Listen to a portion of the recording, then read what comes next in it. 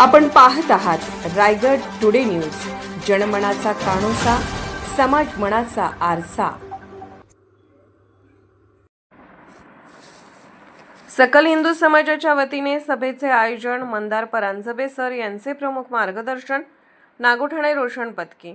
नागोठाणे येथे सकल हिंदू समाजाच्या वतीने मंगळवार दिनांक 10 मार्च 2026 रोजी सायंकाळी ठीक 7 वाजता श्री नवीन रामेश्वर मंदिर येथे विशाल हिंदू संमेलन आयोजित करण्यासाठीची बैठक संपन्न झाली।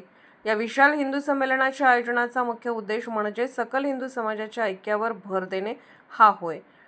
हे हिंदू संमेलन हिंदू समाजाला संघटित करण्यासाठी आणि विविध धार्मिक सामाजिक विषयांवर चर्चा करण्यासाठी आयोजित करण्यात येणार असल्याची माहिती मंदार परांजपे सर यांनी दिली। रविवार दिनांक 22 मार्च रोजी दुपारी 4 ते 8 या वेळेत श्री जोगेश्वरी मंदिर प्रांगणात विशाल हिंदू संमेलनाचे आयोजन करण्यात आले आहे।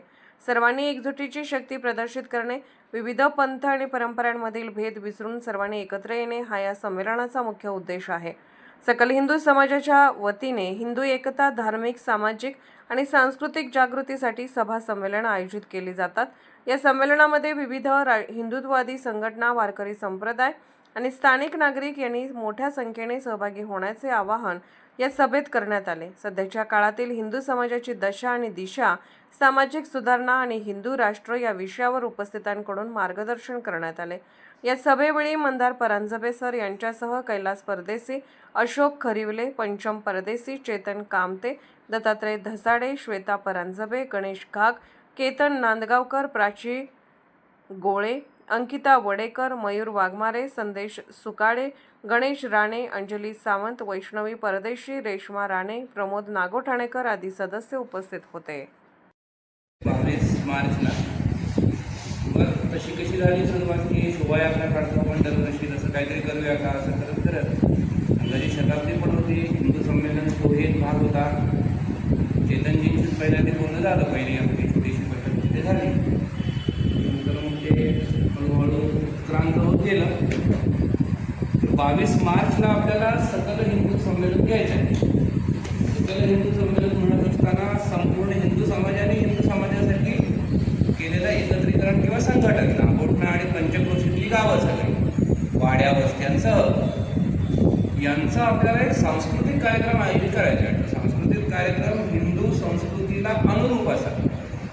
आतापर्यंतच्या बैठकीमध्ये साधारणतः असं ठरलं आहे, त्याच्यामध्ये आणखी इनपुट देऊ शकतो आपण की सगळेजण इथे त्या 22 मार्चला साधारणतः 3 वाजता हे प्रत्येक संप्रदाय, प्रत्येक वाडी, प्रत्येक गाव आपापल्या सांस्कृतिक वेश परिधान करून तिथे येईल। मंदिराला एक प्रदक्षिणा घालतील, ते मंदिराला प्रदक्षिणा घालत असताना आपापल्या सांस्कृतिक वैशिष्ट्यांचं प्रदर्शन करता येईल। जसं की काल आम्ही एकलदर आणि कातलावड्याला गेलो होतो, तिथे काठीवर चालण्याची प्रथा आहे, म्हणजे वेगाने चालता येतं त्याच्यामुळे। असे 2 बांबू घेतात आणि ते असं बांबूवर चालतात। त्याच्यातल्या 4-5 जणांना आम्ही उद्युक्त केलं की तुम्ही असं काहीतरी जर समजा तिथे केलं प्रदर्शन तर तुमचं एक वैशिष्ट्य दाखवलं जाईल। किंवा स्त्रियांचे काही नाच असतात देवबसणीच्या वेळेचे, ते टिपऱ्यांचं नृत्य करू शकता असं त्यांना सांगितलं। अनिरुद्ध बापूंच्या संप्रदायाला आपण सांगितलं की जे काही तुमचे कार्यक्रम आहेत त्याचं एक प्रदर्शन किंवा स्टॉल तुम्ही लावा, तर प्रत्येकाने आपापल्या परंपरेला अनुसरून अशी एक शोभायात्रा मंदिरावरती काढायची। त्यानंतर मंदिराच्या ठिकाणी स्थानापन्न व्हायचं। त्यानंतर सुमारे 2-3 तासाचा एक सांस्कृतिक कार्यक्रम तिथे असेल। सांस्कृतिक कार्यक्रमामध्ये काही गोष्टी हळूहळू ठरत आहेत। आपण प्रफुल्ल नागोठणेकर यांना त्या सांगीतिक सगळ्या कार्यक्रमाचं